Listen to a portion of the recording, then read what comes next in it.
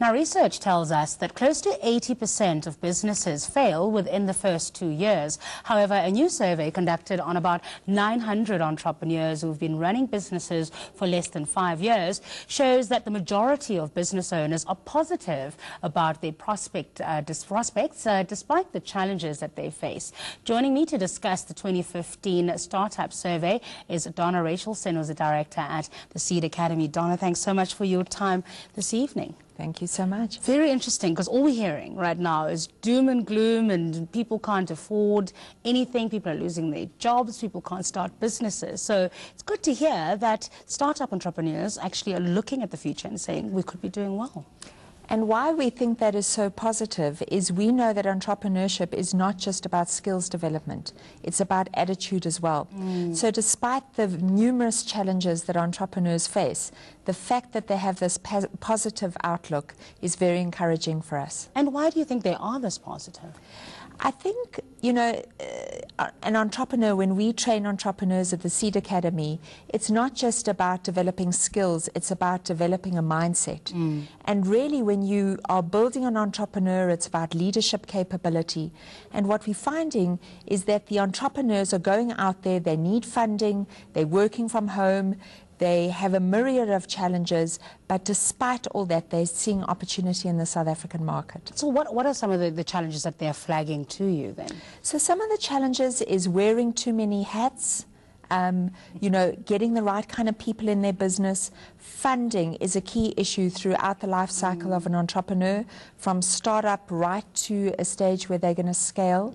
So money is a key issue, and really something that we focused on quite strongly. And I want to just break down both of those. So the first one around wearing too many hats, is that a skills issue? Is it a capacity issue? What can we do about that? You know, we know that when you start a business, you've got to be the accountant, you've got to be the marketer, you've got to be the product architect, you've got to do it all. So I think it comes with the landscape of being an entrepreneur. In terms of the funding, you know, we certainly think there's a lot more that can be done in the economy in terms of providing more money for entrepreneurs. And there are various recommendations that we've come up with in terms of the survey. Do you want me to chat to some of those? Let's talk about those, because the next question I was going to ask you around funding is, obviously we've got a lot of initiatives from both government and industry, the banks and other financial institutions, to set aside money. So what is the problem? Is it just not getting to the right people? I think you're absolutely right. And, you know, what we recommend is that private sector and government need to be working together more strongly. And the private sector needs to be more proactive. We can't just sit back and say, but, you know, government needs to do all of this. But let me talk about some of the things that we think could be done.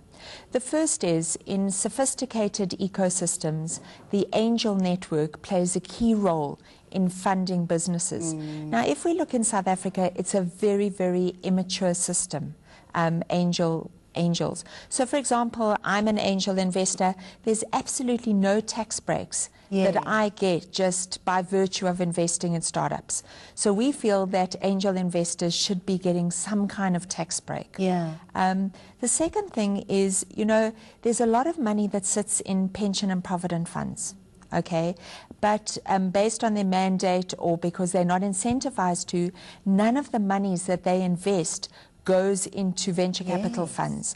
So now imagine if just 0.5% of that money went into venture capital funds, that would create a whole lot of buoyancy in the ecosystem that could be used for entrepreneurs. That is phenomenal. And as you say, I mean, it's trillions. Absolutely. You just take a percentage of that, small percentage, and plow it in. So what needs to happen now? Is it a case of industry and government speaking to each other a little bit closer than what has been happening right now?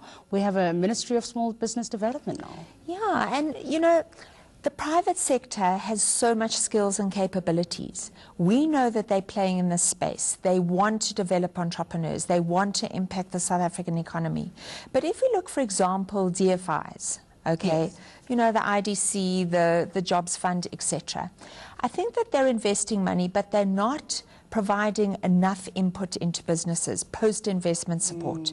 We know that it's more than just giving money, especially if we want businesses to survive longer than 5 years and to employ more than 5 people.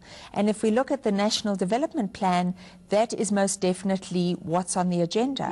But then we need to give a lot of support to businesses to ensure that they get to that level. So they don't fail. So that they don't fail. 5-year period. Exactly. Right. You know, so DFI is working with the private sector, you know, giving money and working with them hand in hand to say, how can we partner together to get the best for entrepreneurs? All right, we'll leave it there. Thanks Thank for you. your time today. Donna Rachelson is director at the Seed Academy. Now, while South Africans